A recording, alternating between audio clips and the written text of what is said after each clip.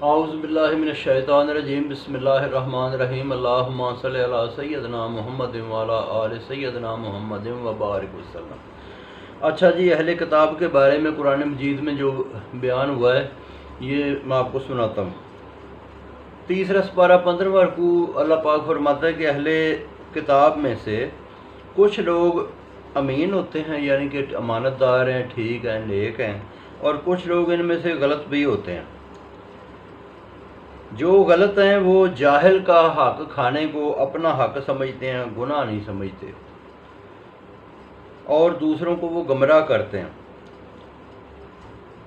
تیسرا سپارہ 17واں رکوع، کچھ نیک ہیں، جو نیک ہیں ان کا انجام اچھا ہوگا۔ دوسرا سپارہ 4واں رکوع، کئی ان میں سے ایسے لوگ ہیں جو جہاد میں لوگوں کو ورگلاتے ہیں۔ چوتھا سپارہ 7واں رکوع، ان کا کھانا اہل کتاب کا اور ان کی قیدی عورتیں جو جنگ میں قید ہو جائیں یہ ایمان والوں پہ حلال ہیں، ان کے ساتھ نکاح ہو سکتا ہے۔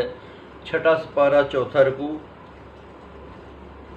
یہ جو اہل کتاب ہیں ان میں سے کئی لوگ نیک ہیں اور ایمان والے ہیں، اچھا عمل کرنے والے ہیں، اور وہ لوگ جو ہے نا وہ آگے ان کو اللہ تعالیٰ اس کے مطابق صلہ دے گا اور وہ لوگ بھی کامیاب ہوں گے۔